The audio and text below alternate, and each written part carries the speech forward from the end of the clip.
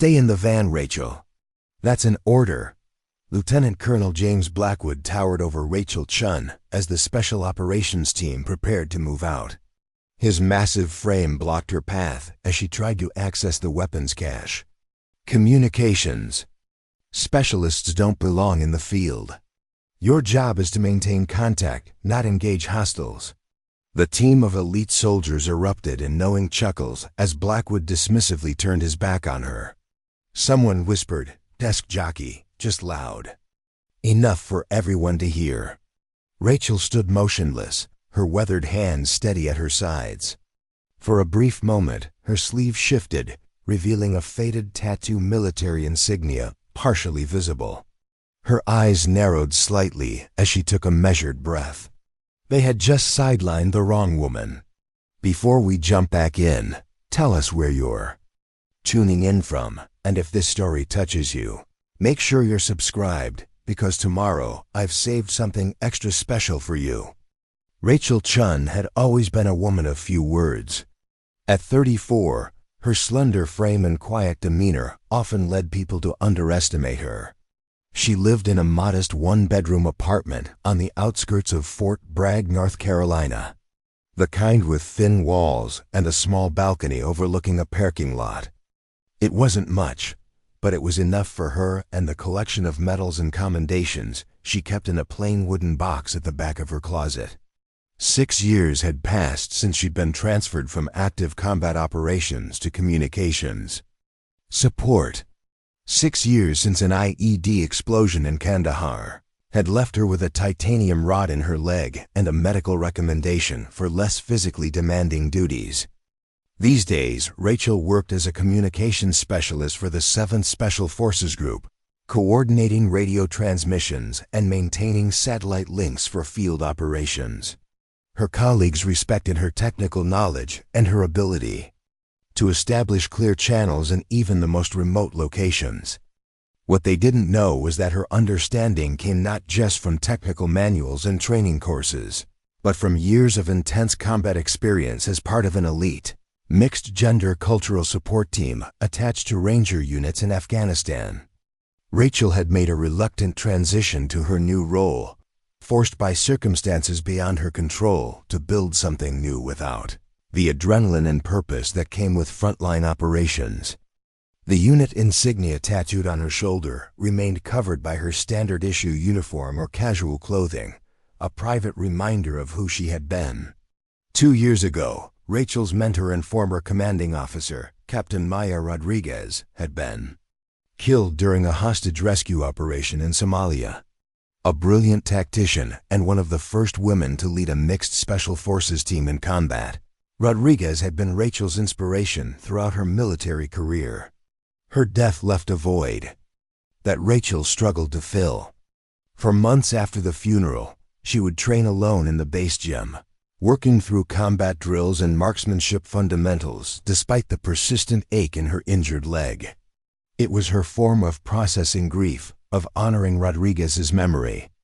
She kept her mentor's challenge coin in her gear bag, a tangible link to the woman who had taught her that adaptability and calm under pressure were more powerful than brute strength or aggression.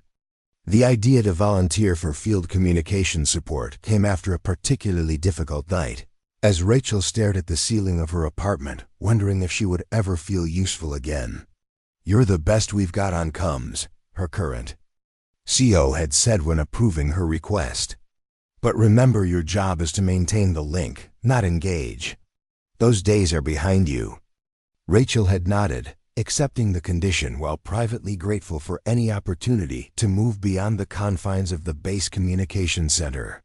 Lieutenant Colonel James Blackwood had built a formidable reputation in special operations, with multiple combat tours and a chest full of decorations. At 40, he maintained the physical conditioning of men half his age and commanded instant respect from everyone in his orbit. He was used to being the undisputed authority, to having his orders followed without question, to being the hero of every operation. Blackwood represented the old guard of special operations, skeptical of the military's increasing gender integration, particularly in elite combat units.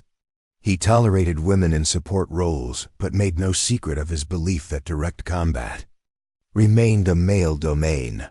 No disrespect to your abilities, he once told a female intelligence officer, but when bullets start flying, biology matters. The morning of their first significant interaction, Rachel had arrived early at the operations planning room to set up communications equipment for a briefing. She wore her standard uniform, her brown hair pulled back in a practical bun, nothing about her appearance suggesting her previous life as a combat operator.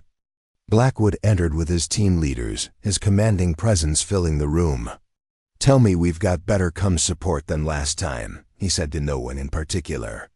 "I'm not having another situation where we lose contact at the critical moment." "Everything's checked and double-checked, sir," Rachel replied, not looking up from the equipment she was calibrating. "You'll have clear communications throughout the operation." Blackwood paused, studying her for a moment. "You're new." "To your team, yes, sir. Not to communications or to the 7th group." "Well, communications specialist." "Chen, sir." "Rachel Chen." "Well, Specialist Chen, I run precise operations. My men move fast and hit hard. Last comes specialist couldn't keep up with our pace. You think you can do better?" There was something challenging in his tone that made Rachel finally look up from her work. "Yes, sir, I can." Blackwood smiled, not unkindly but with clear skepticism. "We'll see." That first encounter set the tone for what became an escalating pattern of professional friction. Blackwood's team was scheduled for a sensitive extraction operation in a remote region of Niger, where an American aid worker had been taken hostage by an extremist faction. As preparations intensified, Rachel found herself increasingly sidelined despite her expertise. Preparing and narrating this story took us a lot of time, so if you are enjoying it, subscribe to our channel. It means a lot to us. Now back to the story. In planning meetings, her suggestions about optimal communications positioning were repeatedly overlooked. "We'll set up as we always do," Blackwood would say, dismissing her input without consideration. When she pointed out potential dead zones based on topographical analysis, he cut her off mid-sentence. "My team has operated in worse conditions. We'll manage." The operation required specialized communications equipment that Rachel had extensive experience with. Yet when she offered to brief the team on recent updates to the system, Blackwood assigned the task to one of his sergeants instead. "He's been with us longer," was the only explanation offered. As mission day approached, Rachel found herself subjected to a subtle but persistent campaign of exclusion. During team physical training, she was conspicuously not invited, though her role would require her to maintain the same endurance. In tactical briefings, questions were directed to male team members even when they fell clearly within her expertise. "Just keep your head down and do your job," advised Marcus Diaz, another support specialist who had worked with Blackwood before. "He's old school, but he gets results. Once you prove yourself useful, he'll come around." But proving herself useful became increasingly difficult as Blackwood systematically minimized her role. The original operation plan had included her positioned with the Tactical Operations Center, coordinating communications between team elements. 3 days before deployment, this changed to her remaining at the forward operating base, miles from the action. "We're streamlining the operation," Blackwood explained when she questioned the change. "Fewer personnel in the field means less risk of detection." Rachel pushed back carefully. "Sir, with respect, having communications support closer to the operation would minimize delay and allow for faster adaptation if the situation changes." Blackwood's expression hardened. "Are you questioning my operational decisions, Specialist?" "No, sir. Just offering professional insight based on my experience." "Your experience," he repeated, his tone making it clear what he thought of that experience. "Thank you for your input, but the decision is made." The final straw came during the last equipment check before deployment. Rachel had prepared specialized communications gear for each team member, calibrated precisely for the operation's needs. As she attempted to distribute and explain the equipment, Blackwood interrupted. "Hernandez will handle the final comms check," he announced, gesturing to one of his team sergeants. "Chen, make sure the backup systems are prepared at the fob."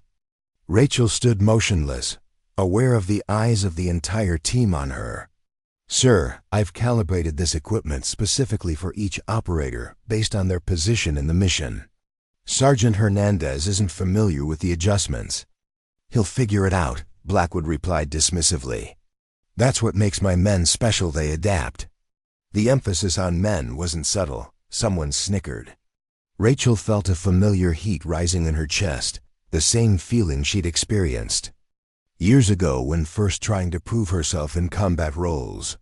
She took a measured breath, controlling the reaction.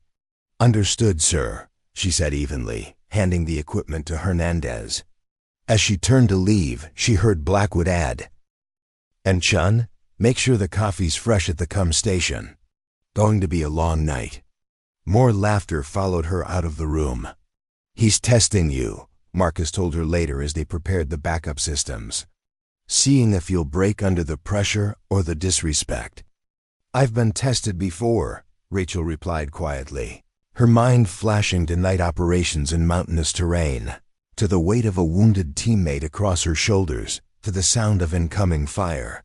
This is nothing new.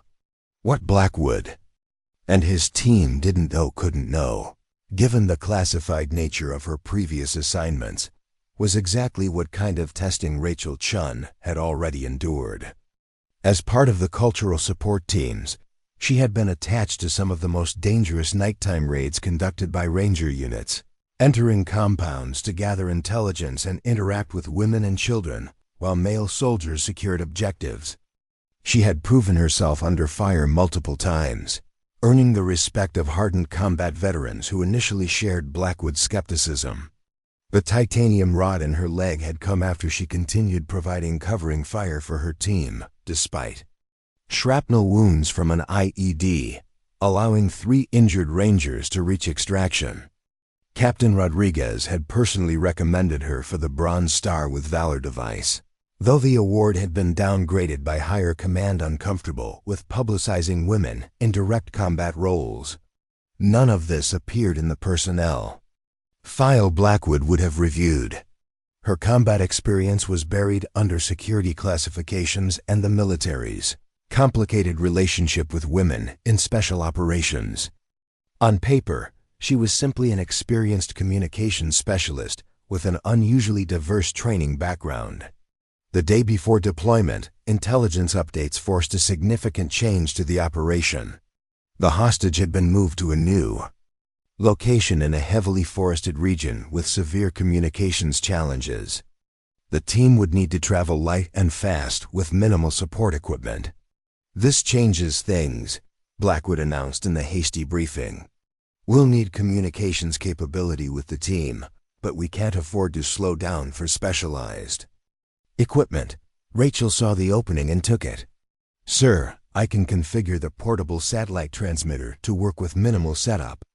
One person can carry and operate it without compromising movement speed." Blackwood frowned.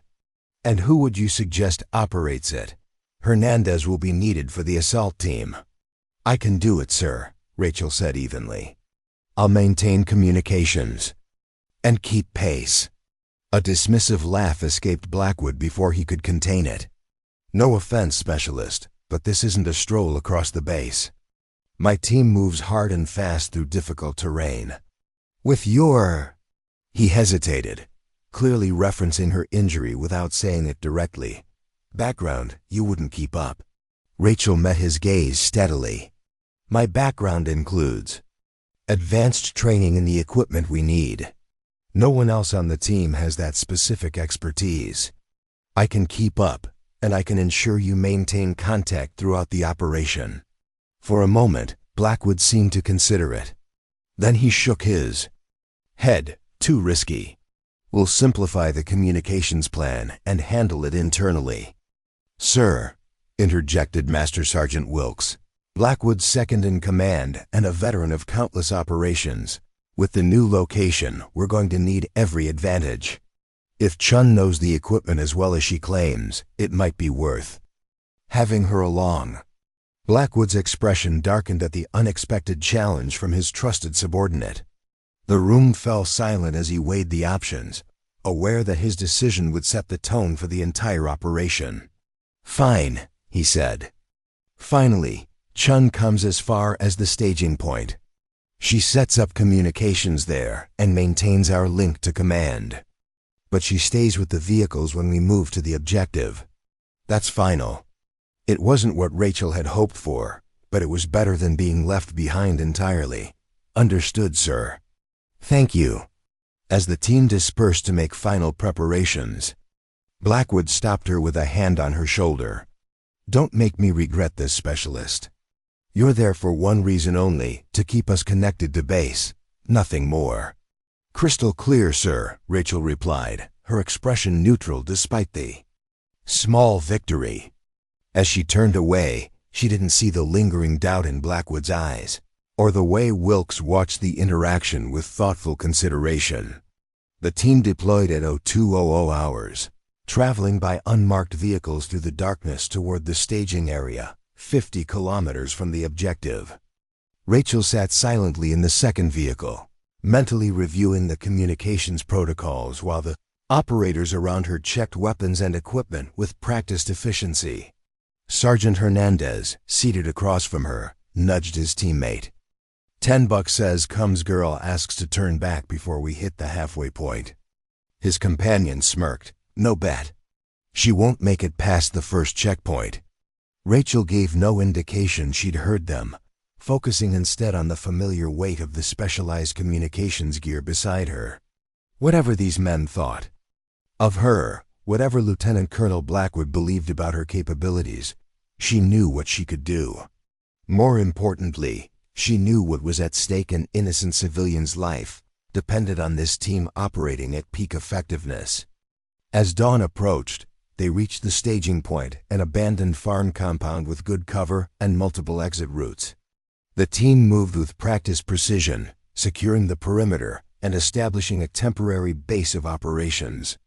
Rachel immediately began setting up the communications relay, her hands moving with confident familiarity across the equipment. Blackwood approached as she finished the initial configuration. "Status? Secure link established, sir. Clear connection. To command and satellite coverage confirmed for the next 8 hours. After that, we'll need to recalibrate for the orbital shift." He nodded, a hint of surprise crossing his features at her efficiency.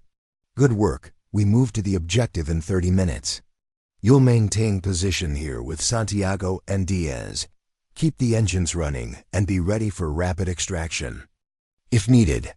"Yes, sir," Rachel replied, though everything in her training and experience told her that splitting the team further reduced their effectiveness.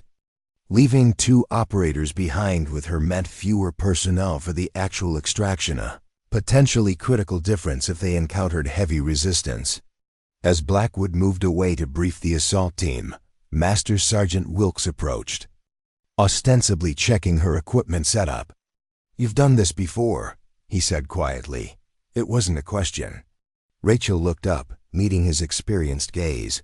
"Yes, Sergeant, many times. Not just the comes." Again, not a question.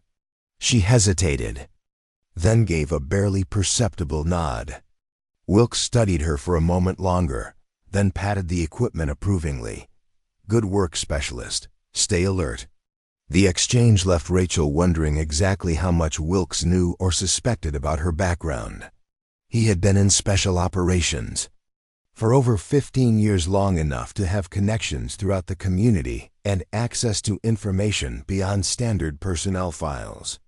Before she could consider the implications further, the team began final preparations for movement to the objective. Rachel watched as they applied camouflage paint, checked weapons one final time, and synchronized timepieces.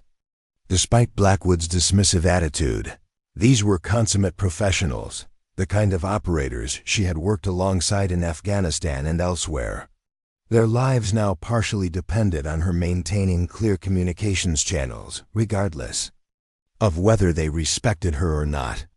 As the main element prepared to move out, Rachel performed a final check of her equipment and tested the connection. "Command, this is Whiskey 7. Radio check over." The response came immediately. "Whiskey 7, this is Command. We read you 5 by 5. Satellite imagery shows clear conditions at the objective.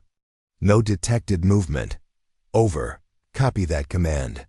Will maintain open channel. Whiskey 7 out." Rachel looked up to find Blackwood watching her. "Remember your orders, Specialist. You stay here, maintain communications, and keep the extraction route clear. Under no circumstances are you to approach the objective. Understood?" There it was again, that tone that suggested he was speaking to someone fundamentally incapable of understanding operational realities. Rachel straightened, meeting his gaze directly. "Understood, sir. I'll maintain position and communications."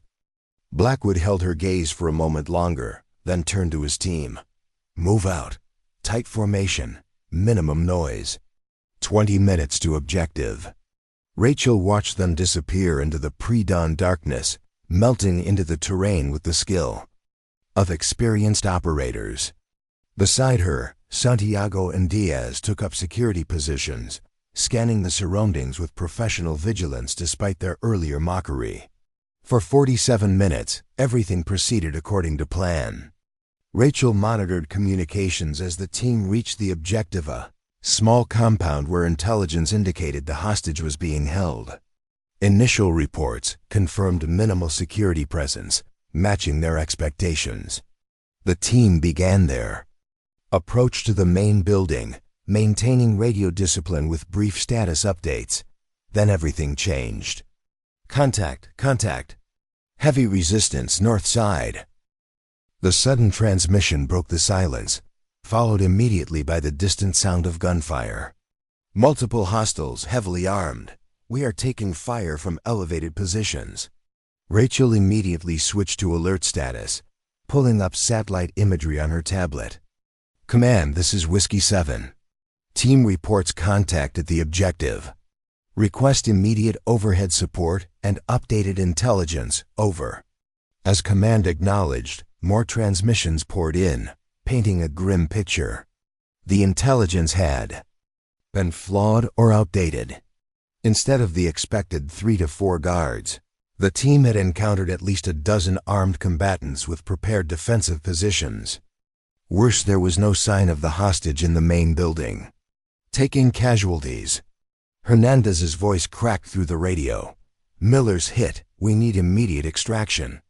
Rachel quickly assessed the situation using her tactical training. The team was pinned down, taking fire from multiple directions, with at least one wounded operator. They needed immediate support or an alternate extraction route. "Lieutenant Colonel, this is Chen. Satellite imagery shows a drainage ditch extending from the north side of the compound. It could provide covered movement to the tree line. Over." Blackwood's response came between bursts of gunfire. "Negative. Position compromised. Enemy has night vision capability. Cannot reach northern perimeter."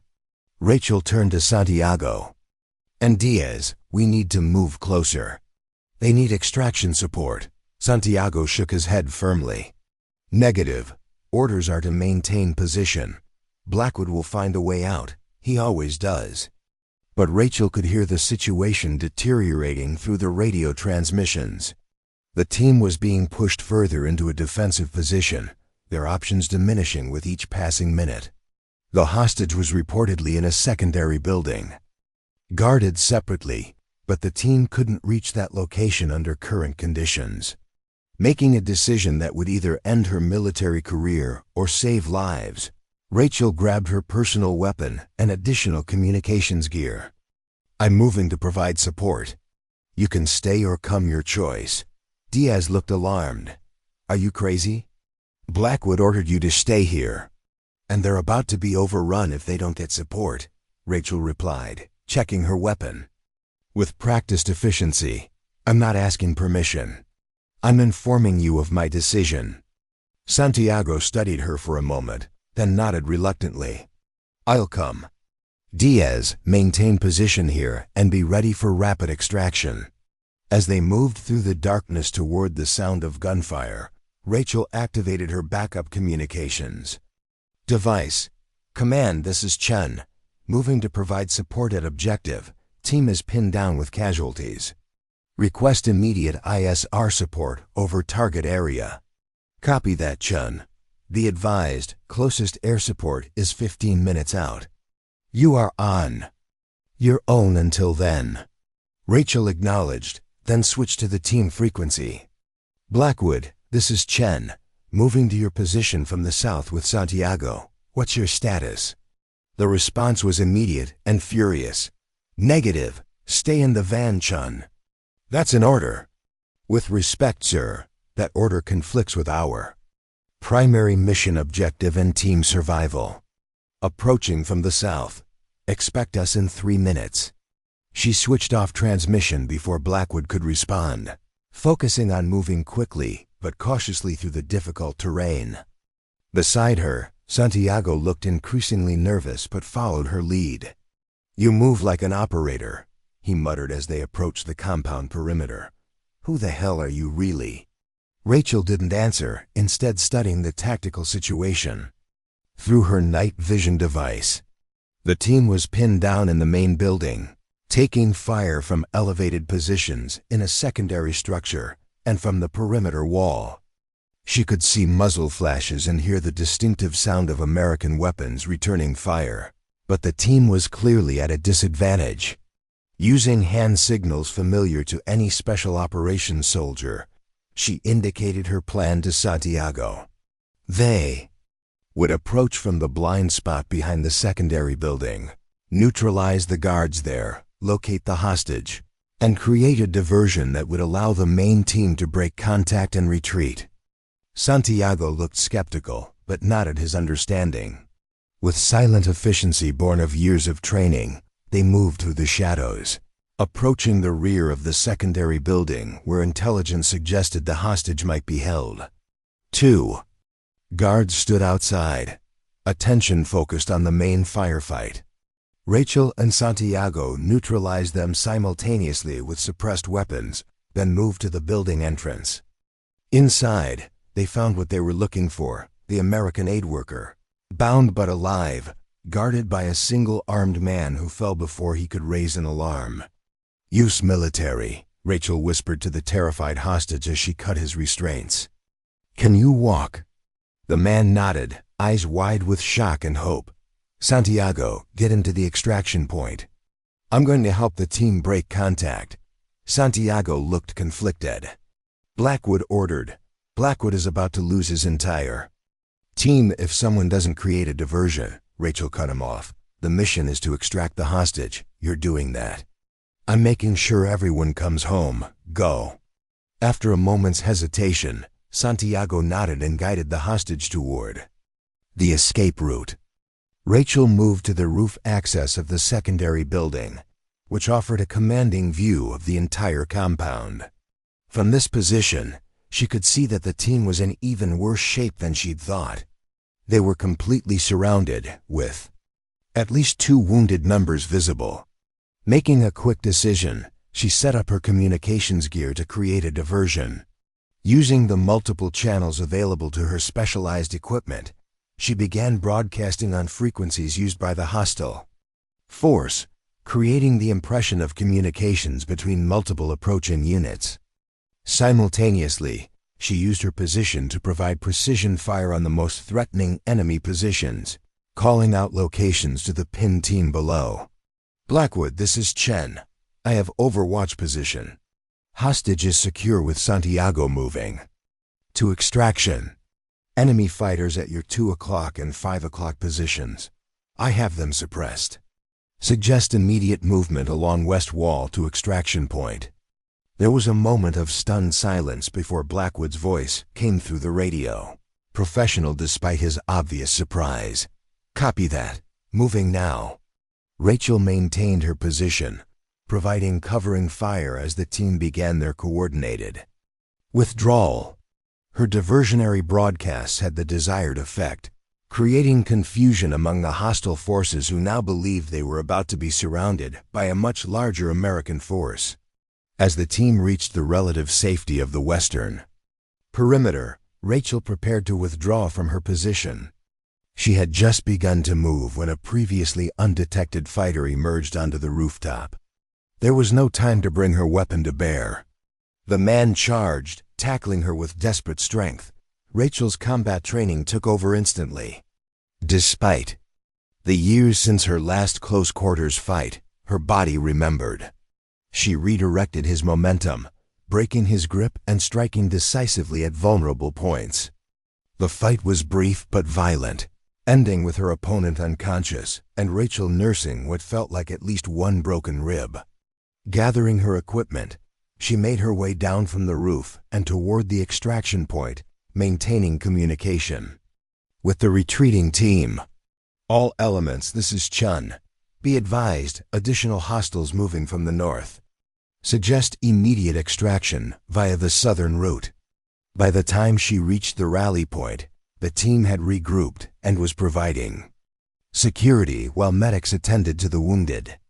Blackwood stood at the perimeter, directing the final evacuation preparations. His expression when he saw Rachel approach, bloodied but moving under her own power, was unreadable. "Specialist," he acknowledged, his tone carefully neutral. "Report. Hostage secure and en route to primary extraction with Santiago. Enemy forces disrupted but regrouping.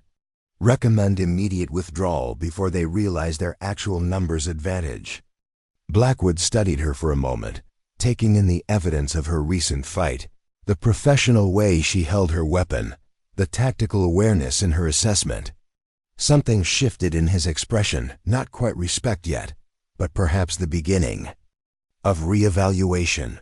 "Mount up," he ordered. "We're moving out."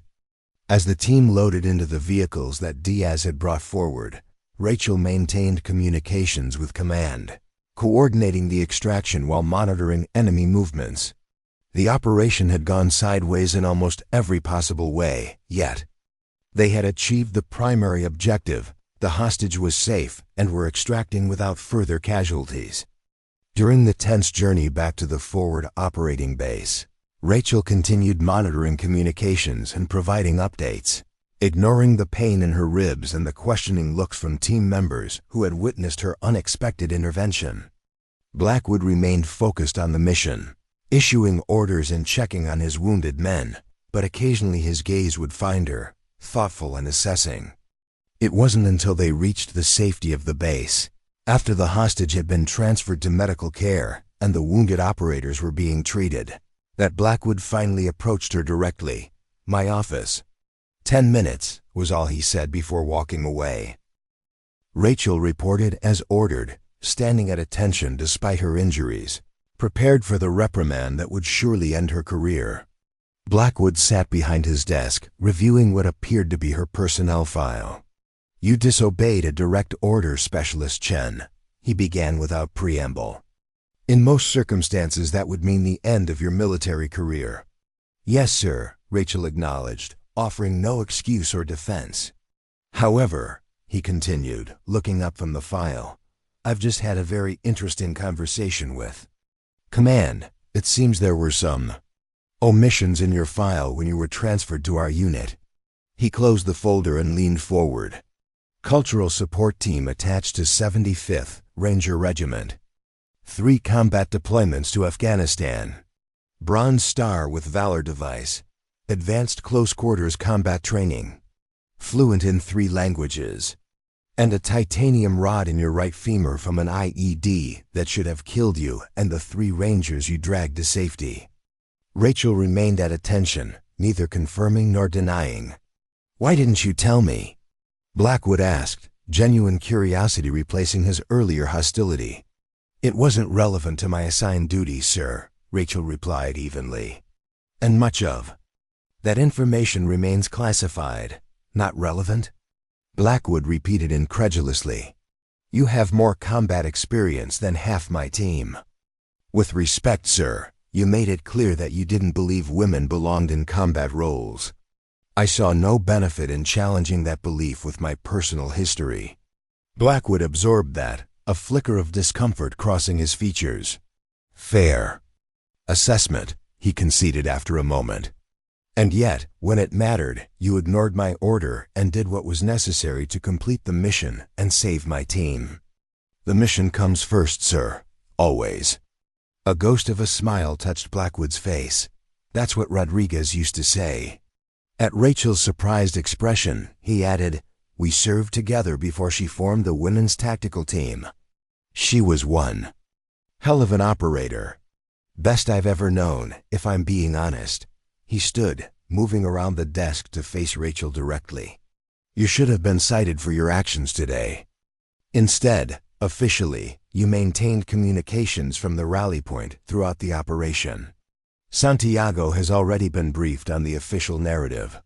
The hostage was located during the primary assault and extracted by the team. Understood?" Rachel nodded, understanding the political realities that still surrounded women in combat roles, especially in special operations. "Understood, sir." "Unofficially," Blackwood continued, "you saved my men today. And me, that counts for something. In my book." He extended his hand. "Thank you, Specialist Chen." Rachel accepted the handshake, a silent acknowledgement passing between them. As she turned to leave, Blackwood added, "And Chen? I'm revising the communications plan for our next operation. I think we need our specialist closer to the action, if you're interested." "I am, sir," Rachel replied, allowing herself a small smile, very interested. In the days following the operation, Rachel found herself in an unexpected position. Word of her actions had spread throughout the unit, transformed by the whispered exchanges between operators into something approaching legend. The official report maintained the fiction that she had stayed at the rally point, but the men who had witnessed her skill firsthand told a different story in the privacy of the team room. "She took down Salin's cousin," she overheard one operator telling another in the mess hall. "Roof combat hand-to-hand, with a broken rib." The story grew with each telling, as such stories do in military circles. By the end of the week, some versions had her single-handedly rescuing the hostage while providing sniper cover for the entire team. Rachel neither confirmed nor denied these exaggerations, focusing instead on her duties and the healing of her injured ribs. Lieutenant Colonel Blackwood maintained professional distance in public, treating her with the same efficient courtesy he extended to all his support personnel. But subtle changes became apparent to those who knew where to look. Rachel was now included in all operational planning meetings. Her input on communications was not merely heard but actively sought. When equipment upgrades became available, her recommendations determined the allocation. Most telling was the morning she arrived at the team's physical training session to find Blackwood waiting with the rest of the operators. "Didn't think we'd see you here, Chen," remarked Hernandez, the same sergeant who had mocked her before the mission. "Specialist Chen will be joining all team PT sessions going forward," Blackwood announced before she could respond. "Communications is a critical component of our operations. It should be integrated at every level of preparation." The message was clear to everyone present. Rachel Chen was now part of the team, not merely attached to it. Her first official acknowledgement came 3 weeks after the Niger operation, during the team's standard after-action review. Rachel sat quietly at the back of the room, taking notes on communications challenges they had faced. Blackwood was methodically working through each phase of the mission, highlighting successes and failures with unflinching honesty. And finally, he said as the review neared its conclusion, "We need to address our contingency planning. We had inadequate response options when the primary plan failed." He looked directly at Rachel. Specialist Chen demonstrated the kind of quick thinking and tactical adaptation we need from every team member. When communications challenges arose, she didn't just maintain the link, she used communications creatively as a tactical asset. That's the standard going forward. The acknowledgement, carefully worded to focus on her communications role, while hinting at her broader contribution, sent a ripple of surprised glances around the room. Rachel maintained her professional composure, but the recognition meant more than she would admit. Later that day, Master Sergeant Wilkes approached her as she worked on equipment maintenance. "Blackwood doesn't change his mind easily," he said without preamble. "In 15 years, I've seen it happen maybe twice." Rachel continued her work, neither acknowledging nor denying the implicit compliment. Wilkes leaned against the workbench, studying her with experienced eyes. "Rodriguez told me about you, you know, before she was killed." That made Rachel look up. "You knew Captain Rodriguez?" Wilkes nodded. "We served together years back, before she joined the CST program. She said they had this specialist, small woman who could outshoot, outfight, and outthink operators with twice her experience. Said if I ever ran across you, I should make sure you weren't wasted on routine duties." He straightened, his expression serious. "She'd be proud of what you did out there. Thought you should know that." Before Rachel could respond, he turned and walked away, leaving her with the first sense of closure she'd felt since Rodriguez's death. Not everyone welcomed Rachel's new status. A small contingent of team members, led by Staff Sergeant Miller, maintained a pointed skepticism about her capabilities and place within the unit. "One lucky day doesn't make her an operator," Miller remarked loudly during the training exercise, where Rachel had outperformed several team members on the shooting range. "Anyone can hit targets on a controlled range. Combat is different." "Seemed to handle combat just fine in Niger," countered Santiago, who had become one of Rachel's strongest advocates after witnessing her actions firsthand. Miller scoffed. "I heard she got lucky with some trick and took down one surprised guard. Meanwhile, I was dealing with 3 hostiles while bleeding from a gunshot wound." These undercurrents of resistance might have undermined Rachel's position had Blackwood not made his support increasingly clear. When planning began for the team's next deployment, a sensitive operation to extract an intelligence asset from Yemen, he explicitly assigned Rachel as the lead communications specialist with field deployment status. "Chen will be with the primary element," he stated during the initial briefing, silencing Miller's immediate objection with a sharp look. "Her familiarity with the local communications infrastructure and terrain gives us a tactical advantage." We need. The weeks of preparation that followed tested Rachel in ways that reminded her of her CST training. Though her leg ached during extended marches with full equipment, she pushed through without complaint, refusing to provide any justification for those who doubted her place on the team. During tactical exercises, she demonstrated not just communications expertise but the combat awareness that came from her years of operational experience. Gradually, the resistance within the team began to fade as pragmatism overcame prejudice. Even Miller, though still personally cool toward her, acknowledged her technical skills during planning sessions. Operators who had initially kept their distance began to seek her input on communications aspects of their individual responsibilities. 2 nights before deployment, Rachel found herself alone in the team room, reviewing topographical maps of their objective area and making final notes on potential communications challenges. The sound of the door opening made her look up to see Blackwood entering, a folder tucked under his arm. "Still at it, Chen?" he asked, surveying her detailed preparations. "Just finalizing some contingency plans, sir. The urban environment presents some unique challenges for maintaining clear signals." Blackwood nodded, pulling up a chair across from her. "That's why you're on this operation. Your experience in similar environments in Afghanistan gave you insights none of my other communications personnel have." He placed the folder on the table between them. "Which brings me to this." Rachel looked at the unmarked folder questioningly. "I've been doing some research," Blackwood continued, "about the CST program and the women who served in it. about the limitations placed on recognizing their contributions due to the combat exclusion policy that was still officially in place during most of their deployments. He opened the folder. Revealing documentation, Rachel immediately recognized recommendation forms for military decorations, specifically the Bronze Star with Valor device. "Your actions in Kandahar," Blackwood said quietly. The citation was downgraded because officially you weren't in a combat role. Politics and policy trumped reality and achievement. Rachel felt a complex mix of emotions: surprise that Blackwood had investigated so thoroughly, appreciation for the recognition, but also wariness about reopening a chapter she had worked to accept. "That was a long time ago, sir," she said.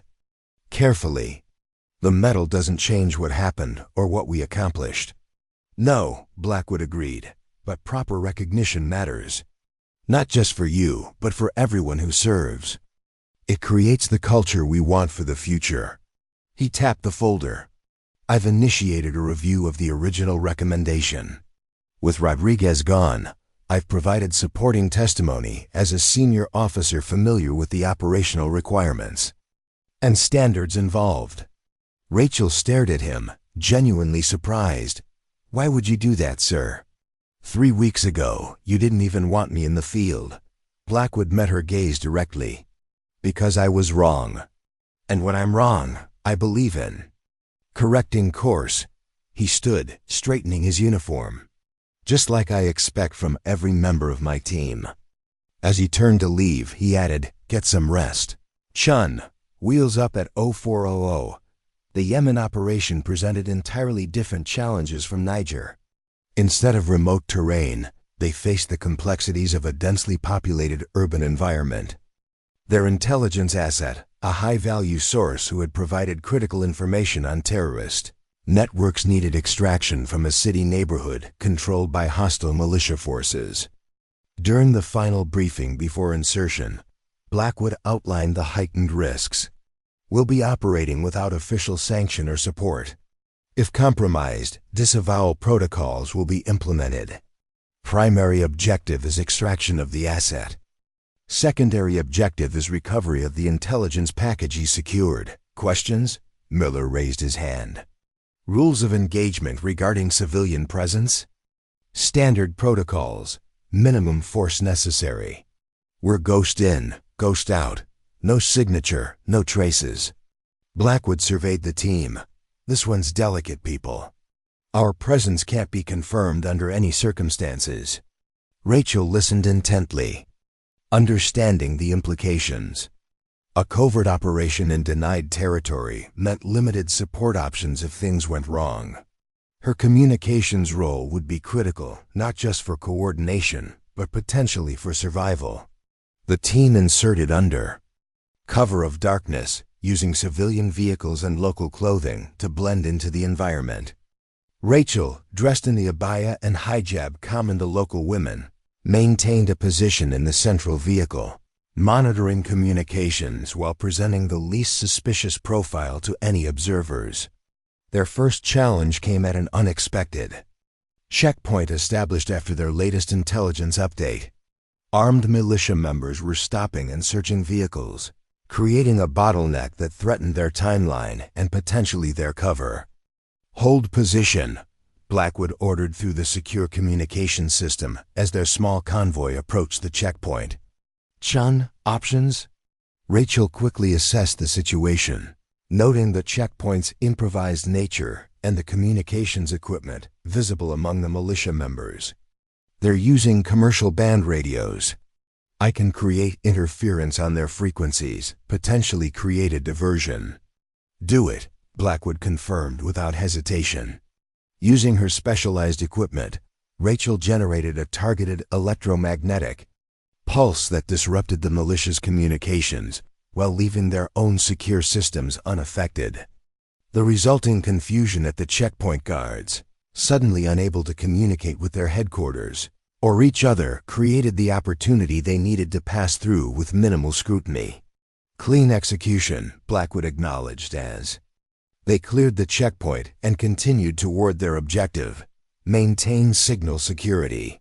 The extraction point was a 3-story apartment building in a crowded residential area. According to intelligence, their asset occupied a second-floor unit and would be alone during the planned extraction window. 2 team members established overwatch positions, while the main element, including Rachel, prepared to enter the building. "Chen, you're with me and Wilkes," Blackwood directed, surprising some team members who had expected her to remain with the vehicles. "Miller, secure our exit route. Santiago, Hernandez, cover the stairwells." As they moved efficiently through the darkened building, Rachel maintained communications while staying alert for potential threats.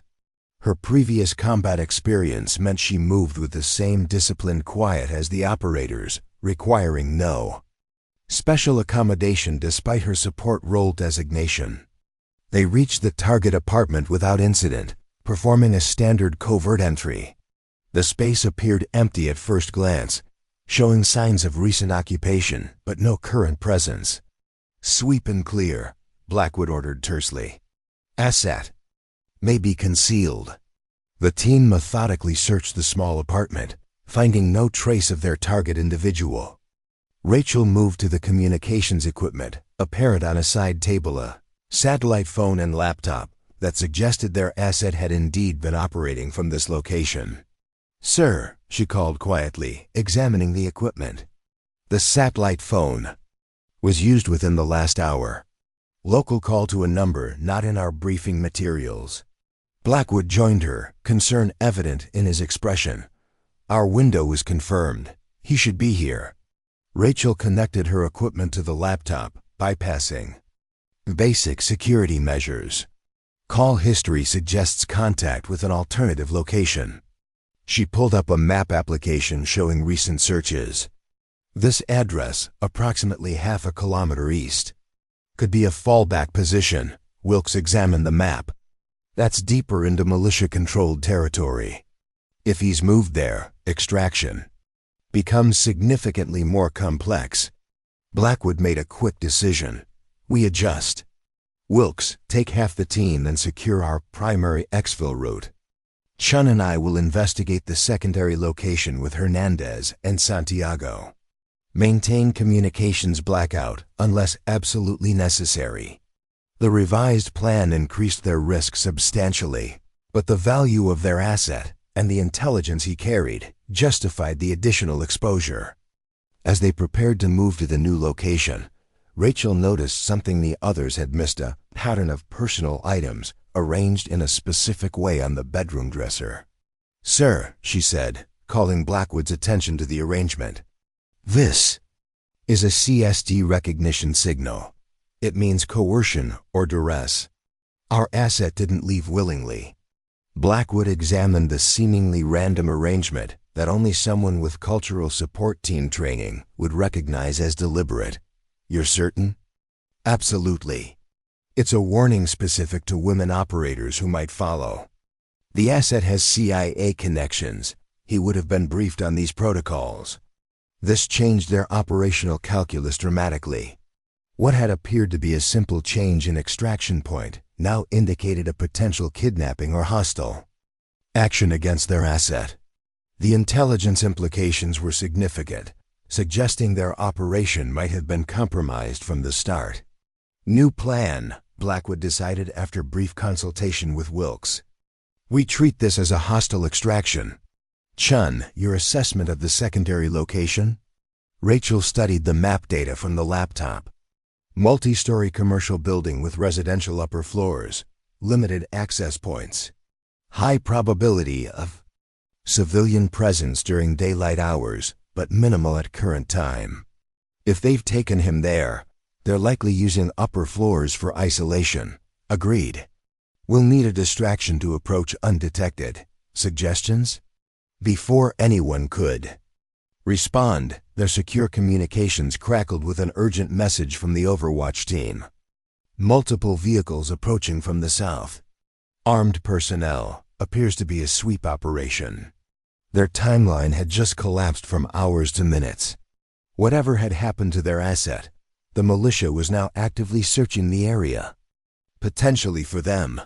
Exfil now, Blackwood ordered. Secondary extraction point, move.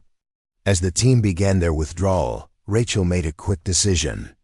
Copying essential data from the laptop to her secure device, she then initiated a specialized wipe program that would destroy all sensitive information while appearing to leave the system intact.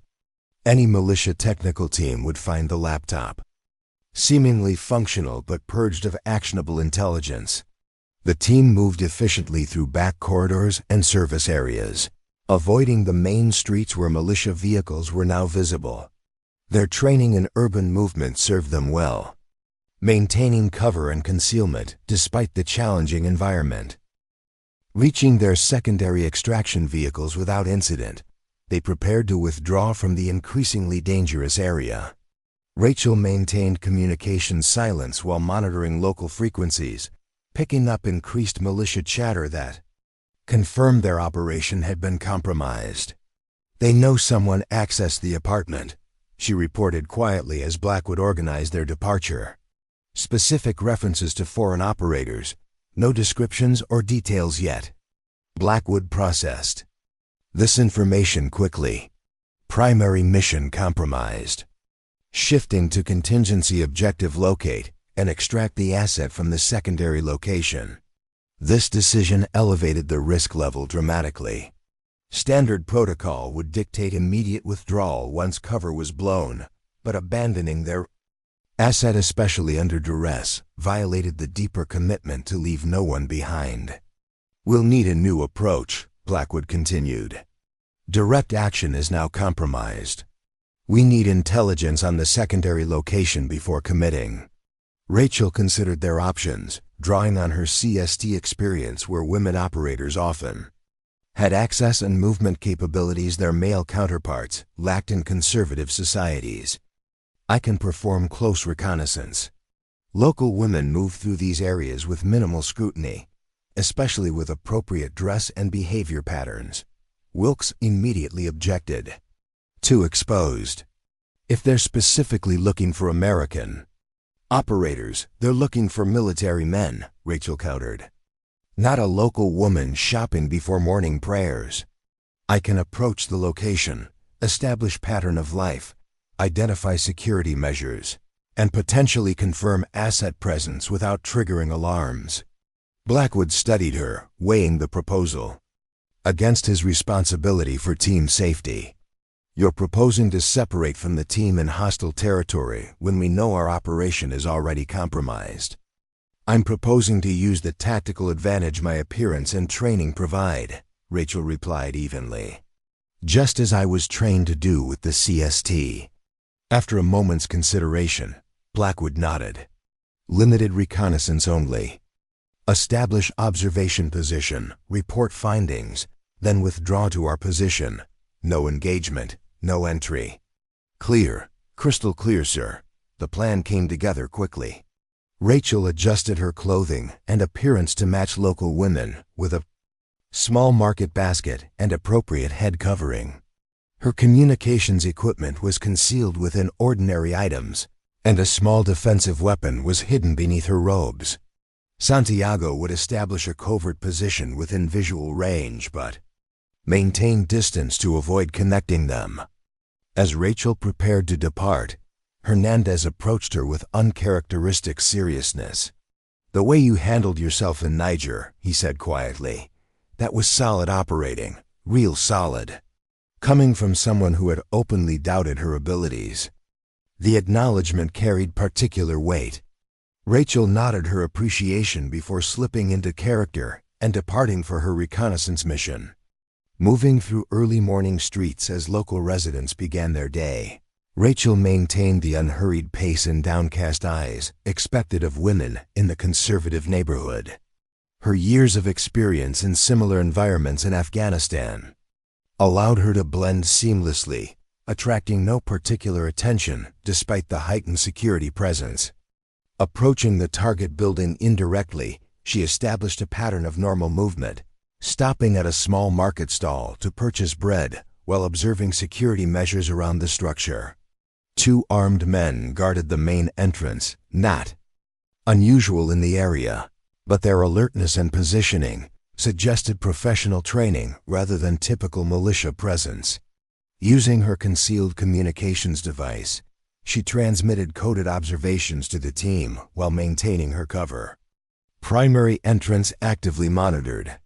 2 security personnel with military bearing. Side entrance appears unguarded, but likely monitored electronically. Roof access visible from adjacent building. Continuing her reconnaissance, Rachel circled the block, noting all potential entry and exit points while building a comprehensive security picture. Her attention was drawn to a 3rd-floor window, where the pattern of guards and activity suggested a potential holding location. As she prepared to complete her circuit and withdraw as instructed, a sudden commotion erupted at the building's main entrance. 2 vehicles arrived, disgorging additional armed personnel who appeared to be preparing for movement. Rachel adjusted her position to observe while maintaining her cover as a local shopper. What she saw changed everything. Their asset, visibly injured but alive, was being escorted from the building toward the waiting vehicles. The hasty movement suggested an imminent relocation, possibly a reaction to discovering their presence in the area. This development created an immediate decision point. If the asset was moved to another location, their extraction mission could fail entirely.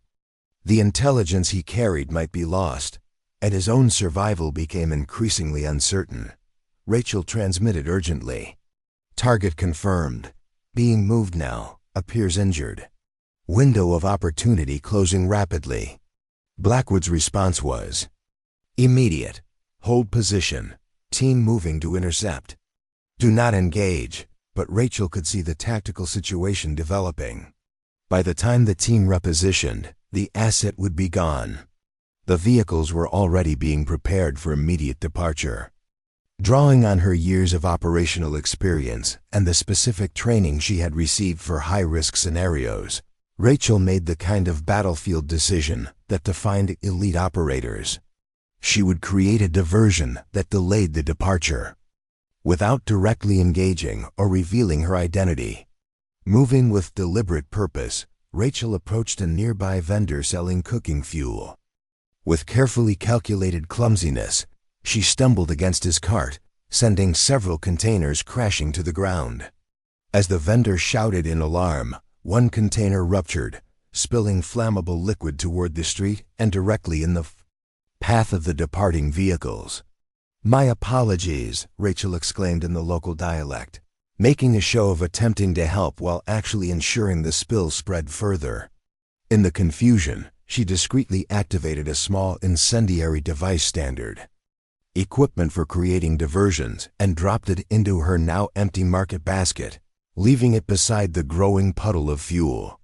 Walking quickly away, she timed her departure perfectly.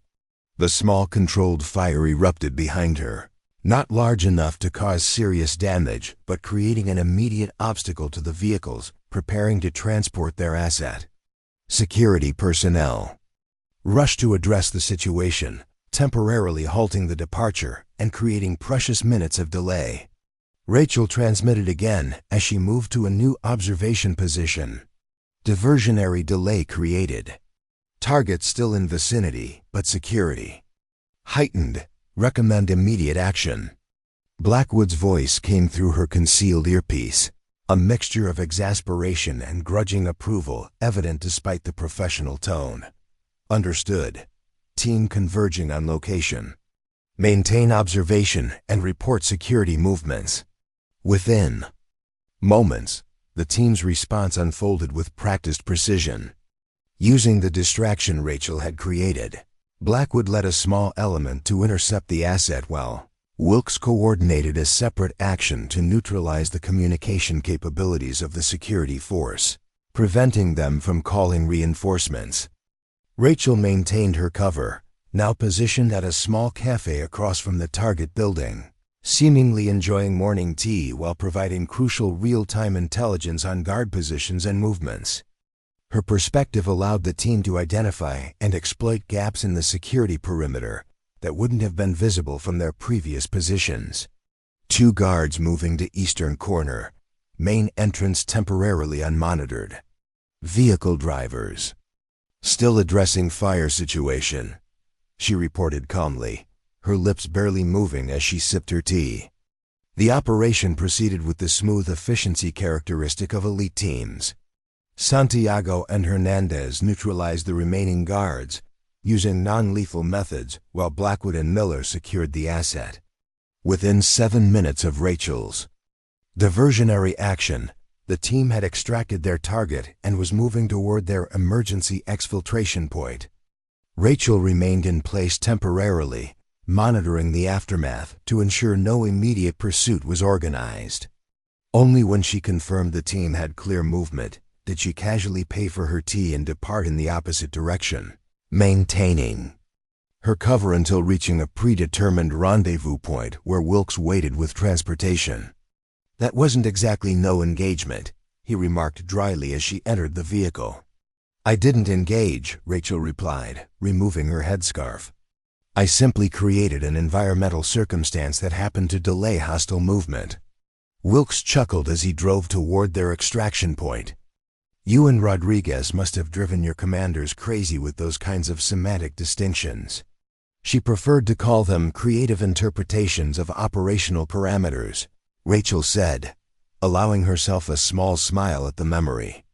The team regrouped at their emergency extraction point, an abandoned agricultural facility outside the city where a helicopter would retrieve them under the cover of darkness. Their asset, though injured, was stable and the intelligence package he carried remained intact. Blackwood coordinated with headquarters while the team established security and prepared for extraction. As Rachel set up emergency communications equipment, Blackwood approached her, his expression unreadable.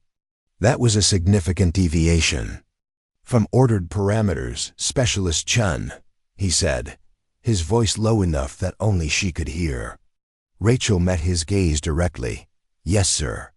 It was a time-sensitive tactical decision based on developing circumstances.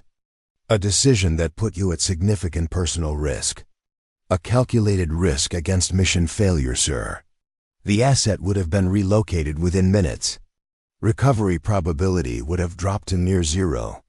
Blackwood maintained his stern expression for a moment longer before it softened slightly. "Your assessment was correct. Your execution was precise. But next time," he hesitated, then continued with unexpected candor, "next time, give me a heads up before you set something on fire in the middle of a denied operation." Rachel blinked in surprise at what amounted to tacit approval of her. "Initiative, understood, sir. Communications clarity is my specialty after all." The faintest hint of a smile touched Blackwood's face before he returned to his professional demeanor. "Complete your setup. Extraction in 4 hours." As the team settled into security rotations while awaiting extraction, Rachel found herself approached by various team members. Some offered quiet acknowledgments of her contribution, while others asked specific questions about her CST experience and training. Even Miller, the most resistant to her integration, grudgingly complimented her diversionary tactic. "Wouldn't have thought of the cooking fuel," he admitted. "Simple but effective." Santiago was more effusive. "The way you maintained cover even after setting that fire like nothing had happened. Cold as ice. Where'd you learn to operate like that?" Rachel considered how much to share, then decided that these men had earned her trust, she had earned theirs. "We had different rules in the CST, often operated without direct support, sometimes completely separated from our attached units. You learned to be adaptable. Rodriguez trained you?" Wilkes asked, joining the conversation. Rachel nodded. "From day one, she believed women brought unique tactical advantages to special operations. Could access places and people that male operators couldn't, especially in conservative societies. But it meant learning to operate independently, make decisions without always having clear hierarchical approval." "Sounds familiar," Blackwood commented, surprising them by joining the informal gathering. "Early special operations worked the same way. Operators were selected for judgment and initiative as much as physical capability. He sat down, wincing slightly from a minor injury sustained during the extraction. Rodriguez and I disagreed on many things, but never on the fundamentals of what makes an effective operator: character, judgment, adaptability.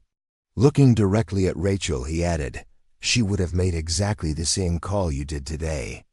Coming from Blackwood, there could be no higher praise. The acknowledgement created a moment of reflection among the gathered operators, a quiet recognition of shared values across different pathways of service. The successful Yemen operation marked a turning point for Rachel's position within the team. What had begun as reluctant acceptance transformed into genuine integration. Her communications role expanded to include tactical planning and operational design, areas where her previous combat experience provided valuable perspective. More significantly, the culture within the team evolved. What had once been a reflexively male-dominated environment began to demonstrate greater openness to diverse capabilities and backgrounds. Blackwood, influenced by Rachel's performance and his own reassessment of previous assumptions, initiated changes in selection and training protocols that emphasized adaptability and judgment alongside physical standards. 3 months after Yemen, the team faced its most challenging mission, yet a hostage rescue in the Philippines, involving American aid workers captured by extremist separatists. The situation was complicated by difficult jungle terrain, unreliable intelligence, and the hostages' deteriorating medical condition. During mission planning, Rachel identified a critical vulnerability in the proposed approach. The primary insertion point leaves us exposed to observation from these elevated positions, she noted, indicating areas on the topographical map. Satellite imagery shows evidence of lookout posts here and here. Miller, now more collaborative despite his initial resistance, suggested an alternative route that addressed the security concern but created a new problem. This approach adds 4 hours to movement time. Intelligence suggests the hostages may not have that long. The team debated options, weighing security against urgency with lives hanging in the balance. Rachel studied the map intently, drawing on her previous experiences in similar terrain. "There's another possibility," she said finally. "These waterways, they're marked as seasonally dry, but recent weather patterns suggest they're currently flowing. A small team could insert by water, bypassing the observation posts entirely." Blackwood considered the suggestion. "The approach has merit, but would require specialized skills. Not everyone on the team has advanced water infiltration training." "I do," Rachel said quietly. Part of CSD qualification included all infiltration methods used by attached units. "I've performed water insertions in similar conditions." Wilkes nodded confirmation.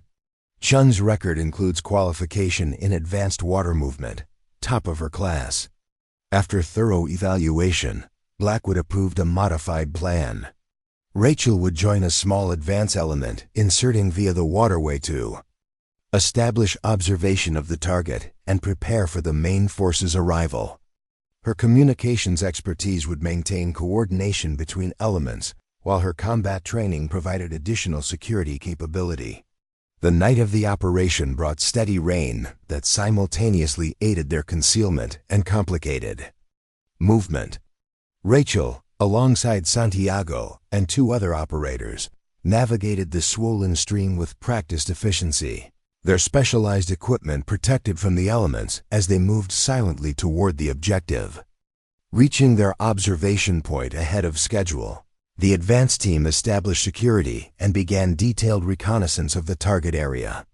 Rachel set up communications equipment under improvised shelter, creating a relay that would guide the main element through the challenging terrain. "Advance position established," she reported to Blackwood, who led the larger force, confirming 3 structures with activity. Guards positioned as expected. No evidence of additional forces. Weather providing excellent concealment conditions. As the main element approached, Rachel detected an unexpected transmission on local frequencies. Adjusting her equipment, she intercepted communication suggesting the Separatists had somehow detected the approaching force despite the weather and careful movement protocols. "Blackwood, hold position," she transmitted urgently. "Intercepting local communications. They know someone's coming. Likely compromised by local informants." This development threatened the entire operation. If the main force continued their approach, they could face prepared defenses and potentially put the hostages at greater risk. With minutes to make a critical decision, Blackwood requested options.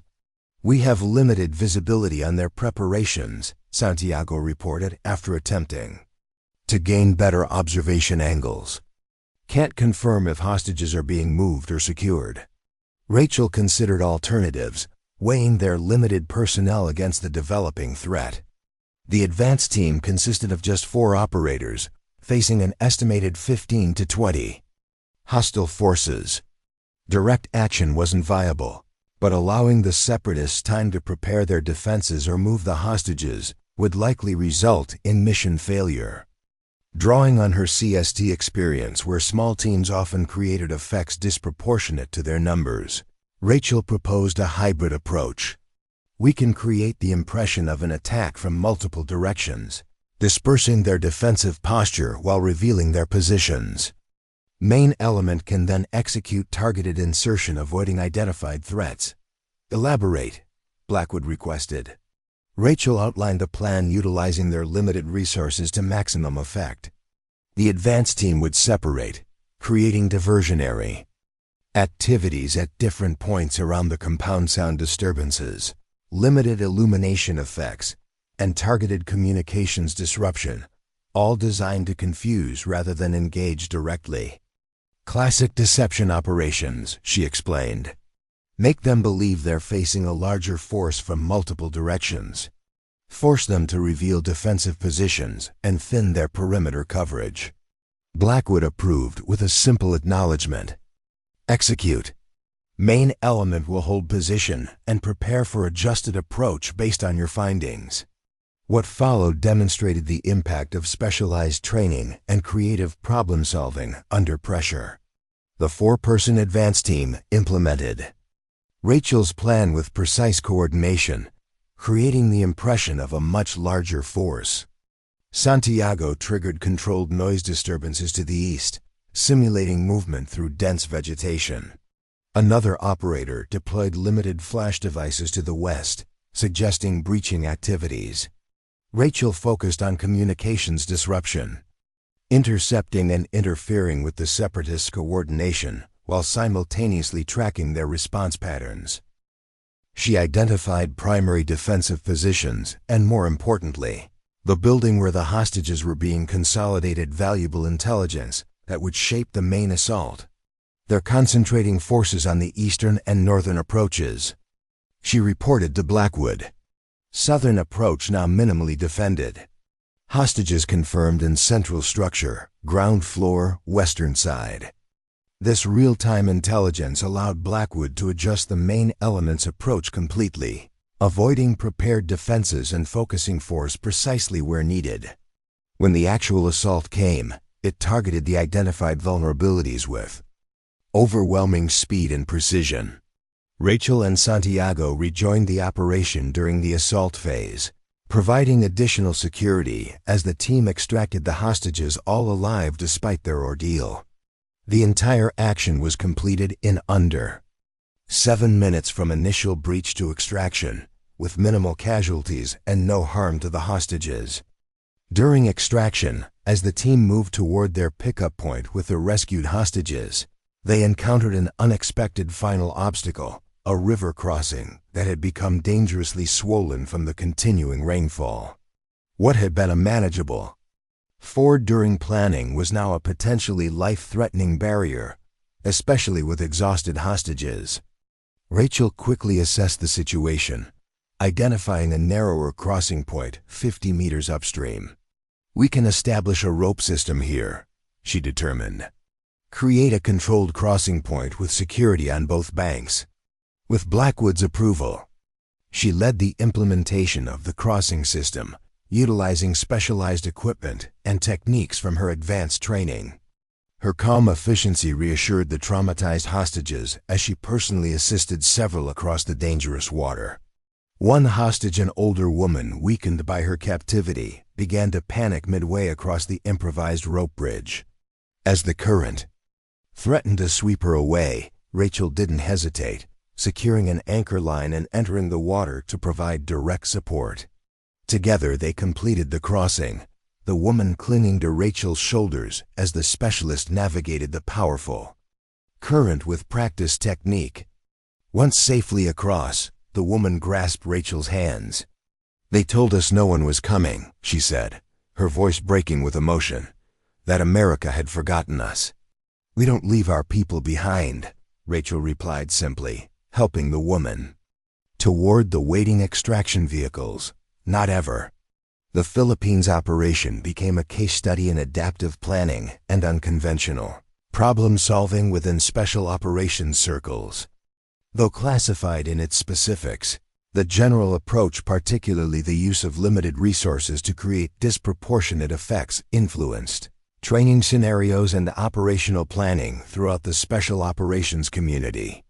For Rachel, the mission represented complete integration, not as a woman in a male environment, but as an operator whose value was measured by capability and contribution rather than gender or background. The team's after-action review acknowledged her critical role without qualification or special consideration, the highest form of professional respect. Blackwood's final comments during the review encapsulated the evolution. Specialist Chun's performance demonstrated the fundamental principles of special operations: creative problem-solving, tactical patience, and decisive action at the critical moment. Her communications expertise provided essential intelligence, while her additional capabilities in infiltration and extraction proved invaluable to mission success. Looking around at his team, he added, "This is what integration actually means, bringing together diverse capabilities and perspectives to accomplish what would be impossible for more homogeneous units. Every specialized skill, every unique perspective, represents a potential tactical advantage." 2 weeks after the Philippines operation, Rachel received notification of two significant developments. First, the review of her previous combat actions had been completed, resulting in the appropriate recognition of her contributions in Afghanistan.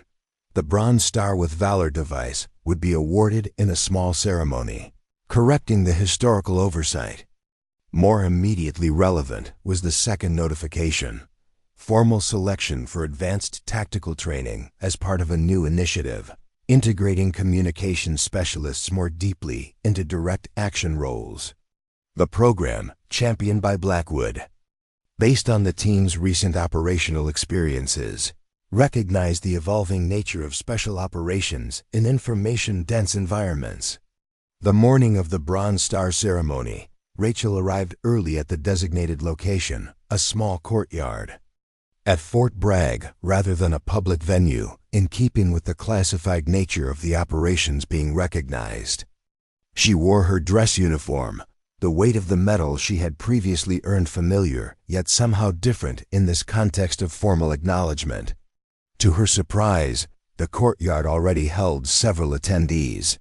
Wilkes was there, as were Santiago and Hernandez.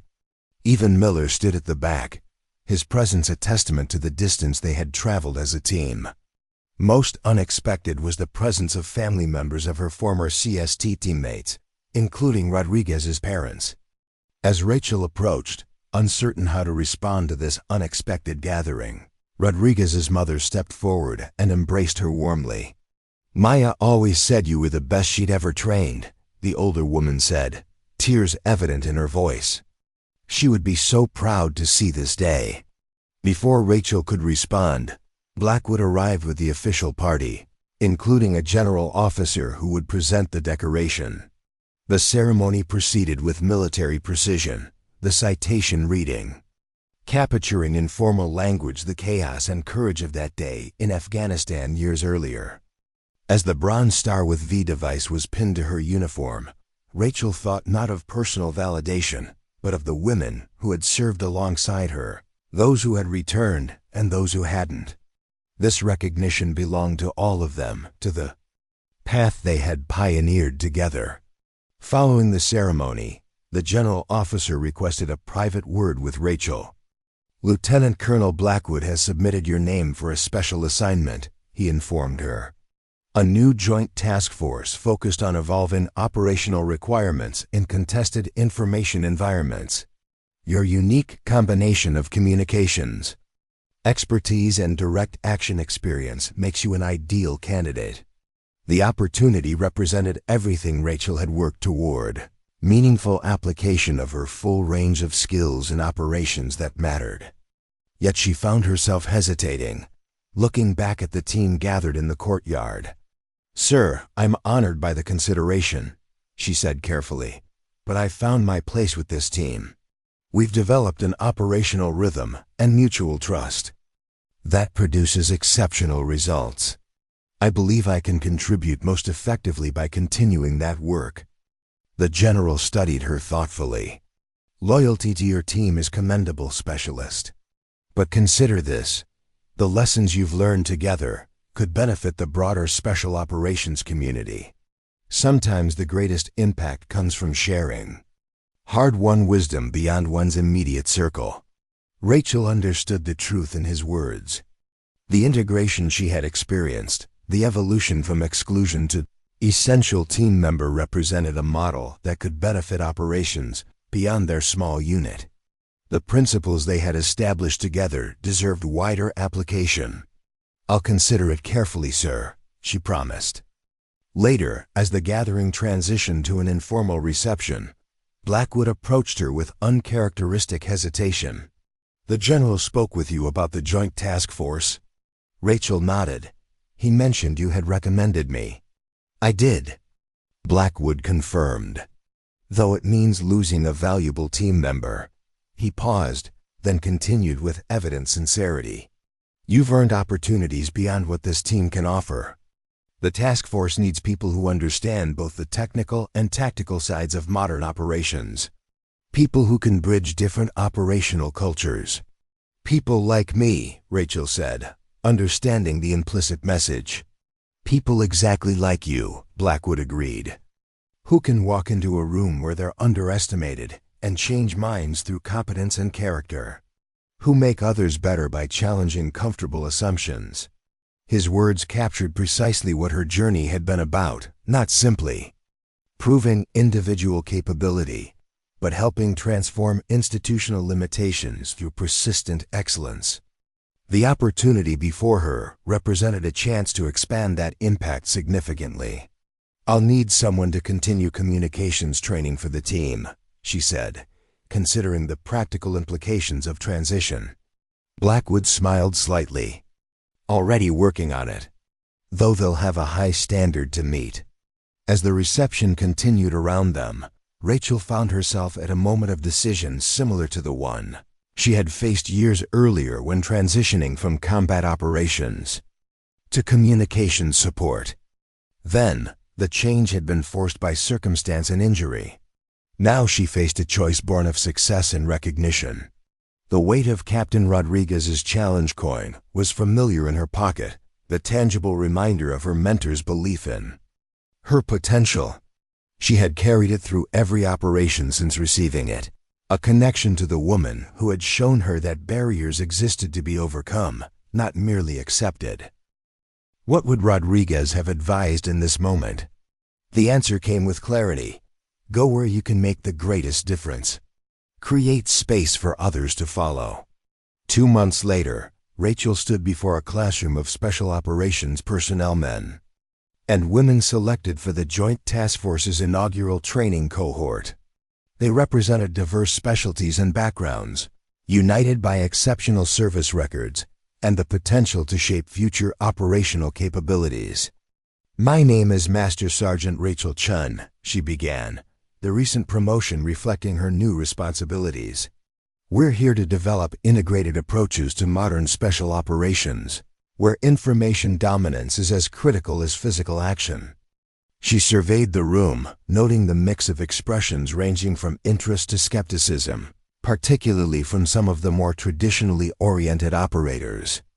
The familiar dynamic brought not frustration, but determination. This was familiar territory now, ground she knew how to navigate successfully. Some of you come from direct action backgrounds, others from technical specialties. Each perspective brings essential value to what we're building here.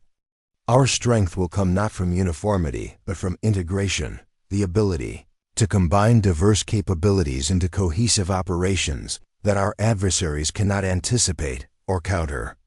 As she continued outlining the program objectives, Rachel felt the presence of those who had shaped her journey: Rodriguez's pioneering spirit, Blackwood's evolved leadership, her teammates' ultimate acceptance and respect. Their influence lived on through her work, expanding outward to affect operations and operators she would never personally meet. The path hadn't been easy. There had been moments of doubt, of frustration, of wondering whether the barriers were simply too entrenched to overcome. Yet persistence had proven more powerful than resistance. Excellence had spoken louder than prejudice. Results had ultimately mattered more than preconceptions. Your first practical exercise, she told the class as they prepared to move to the training area, will challenge conventional operational thinking. You'll be divided into teams with deliberately diverse composition and face a scenario with no textbook solution. Success will require integrating your various perspectives and capabilities rather than defaulting to traditional approaches. As the cohort moved out, one of the senior operators, a veteran with extensive combat decorations, approached her. "Permission to speak freely, Master Sergeant." "Always," Rachel replied, recognizing the familiar testing dynamic. "Some of us were skeptical when we heard about this program. Another headquarters innovation that sounds good on paper but falls apart in the field." He paused, then continued with unexpected candor. "But your reputation precedes you. The Yemen and Philippines operations. Word gets around, even on classified actions. If you're leading this, I'm willing to keep an open mind." Rachel acknowledged his comment with a nod. "That's all I ask. Judge by results, not assumptions." As she followed the class outside, Rachel reflected on the distance traveled from that moment in Niger when Blackwood had ordered her to stay in the van. The journey from excluded support specialist to program leader had required confronting deeply entrenched attitudes about capability and contribution. It had demanded excellence not just occasionally, but consistently, under the most challenging circumstances. Yet the most significant changes hadn't been in how others perceived her, but in how she had come to understand her own purpose. What had begun as a personal quest for acceptance had evolved into something far more meaningful, creating pathways for integrated capabilities that made operations more effective and saved lives in the process. The afternoon sun illuminated the training area where her students prepared for their first challenge. Rachel touched the captain's coin in her pocket, a habit that had become almost unconscious over the years, and stepped forward to guide a new generation of operators beyond the limitations of convention and toward the full realization of their diverse potential. In that moment, she embodied a truth that extended far beyond military operations to every field where artificial barriers limited human capability. Sometimes, the most powerful response to stay in the van is simply to step forward and lead. 6 months into leading the Joint Task Force training program, Rachel received an urgent summons to SOCOM headquarters. The call came without explanation, just a directive to report immediately for a classified briefing. As she made her way through security checkpoints, her mind cycled through possibilities. Training programs rarely warranted emergency meetings at this level. The briefing room held a small group of senior officers and intelligence specialists, their expressions grave. General Harrington, the SOCOM commander who had supported the creation of her program, nodded as she entered. "Master Sergeant Chen, thank you for responding quickly." "Of course, sir."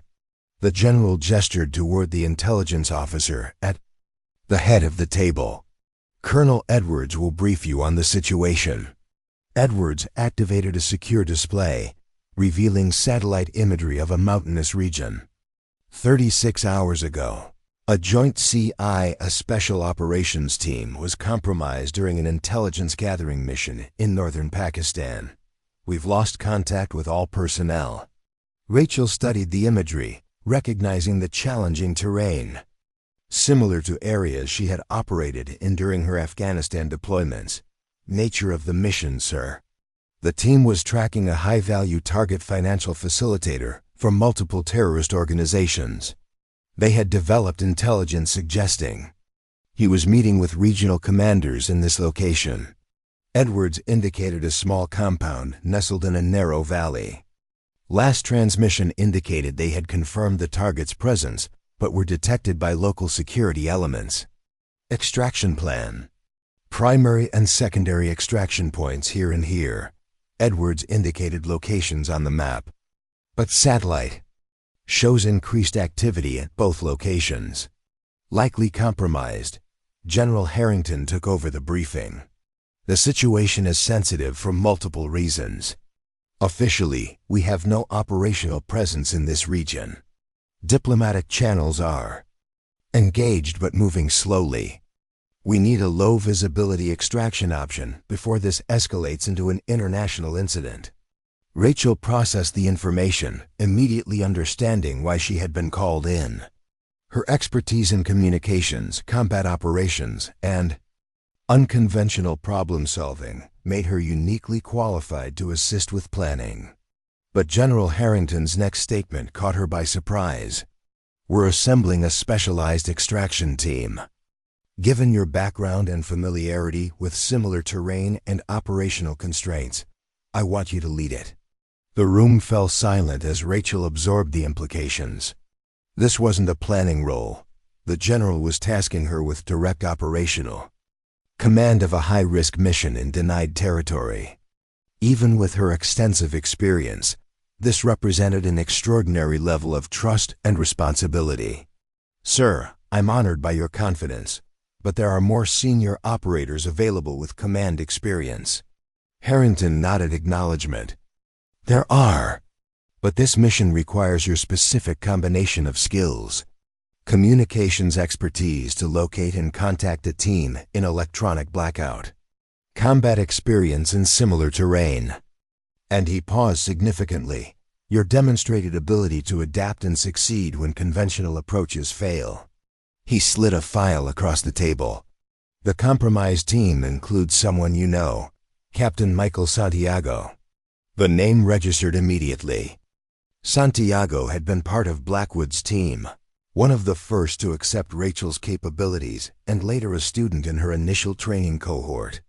After completing her program, he had been selected for a specialized role that apparently included this covert operation. "Time is critical," Harrington continued. "You'll have authority to select your team no more than 6 operators for maximum stealth. All resources are available, but footprint must remain minimal. Questions?" Rachel had dozens, but focused on the most pressing. "Current intelligence on the team's status?" Edwards responded. "Local assets report foreign nationals captured, but details are unconfirmed. No proof of life established, but no evidence of execution either. We believe they're being held for interrogation before potential transfer to more hardline elements. Timeline? Intel suggests 72 hours maximum. Before transfer. Your window is considerably shorter. Weather system moving in within 48 hours will make insertion impossible for at least a week after that." Rachel did the mental calculation. Planning, preparation, insertion, operation, extraction all within a 48-hour window. Nearly impossible under normal circumstances. With the complications of denied territory and a compromised team, the challenge multiplied exponentially. "I'll need complete operational authority once inserted," she stated, not asking but establishing the necessary condition. "Tactical decisions can't wait for consultation." Harrington nodded without hesitation. Granted. This is your operation to run as you see fit. Official authorization will be in your orders. I'll need immediate access to all intelligence, communications data from the compromised team, and full personnel files of all available operators for selection. Already arranged, Colonel Edwards will provide everything. Rachel straightened. Decision made. I'll have an operational plan within 6 hours and team selection completed by 0800 tomorrow. As the briefing concluded and officers dispersed, General Harrington asked Rachel to remain behind. When they were alone, his formal demeanor softened slightly. I know what I'm asking, Master Sergeant. The risk level is extreme, and success is far from guaranteed. Rachel met his gaze directly. With respect, sir. That describes most worthwhile missions. A ghost of a smile touched Harrington's face. Lieutenant Colonel Blackwood said you'd say something like that. He sends his regards, by the way, and offered his team's services if needed. The mention of her former commander surprised her. You consulted Blackwood about this assignment? I did. His exact words were, if anyone can pull this off, it's Chen. She'll find a way where none exists. Harrington studied her thoughtfully. High praise from a man not known for easy compliments. Rachel absorbed this unexpected vote of confidence from her former commander, a man who had once explicitly ordered her to stay behind during operations. The evolution from that relationship to this level of professional respect represented everything she had worked to achieve. I won't let them down, sir. I know you won't. Harrington extended his hand. Godspeed, Master Sergeant. The next 18 hours passed in a blur of intense preparation. Rachel reviewed all available intelligence, studied terrain maps and weather forecasts, analyzed communications data from the compromised team, and conducted personnel reviews for potential team members. Her selection criteria were exacting: advanced mountaineering experience, medical training, language capabilities, and most importantly, adaptive problem-solving under extreme pressure. Technical specialties and rank were secondary to these essential qualities. By morning, she had assembled her team, a diverse group of 5 operators, whose combined capabilities created a unit specifically tailored to the mission's unique challenges. None outranked her, but all brought specialized expertise that would prove vital in the coming operation. Senior Chief Petty Officer Mateo Rivera, a naval special warfare operator with extensive high-altitude experience and advanced medical training. His calm demeanor under pressure made him an ideal second-in-command. Staff Sergeant Aisha Washington, communications specialist with exceptional electronic warfare capabilities and fluency in 3 regional languages. Her technical innovations had earned recognition throughout special operations circles. Sergeant First Class Thomas Way, mountain warfare expert with multiple deployments in similar terrain. His understanding of local movement patterns and environmental challenges would be invaluable. Chief Petty Officer Damon Lewis, Master Breacher and Close Quarters Combat Specialist whose innovative approaches had resolved several previous hostage situations deemed unworkable. Technical Sergeant Kayla Morrison, Pararescue Specialist with advanced medical training specifically focused on trauma care in austere environments. Her extraction techniques under fire were unparalleled. The team gathered for initial briefing. In a secure facility, professional curiosity evident as they assessed each other and their newly assigned leader. Rachel recognized the dynamic. These were elite operators accustomed to working with proven teammates, now facing a hastily assembled team and an unfamiliar commander for an extremely high-risk mission.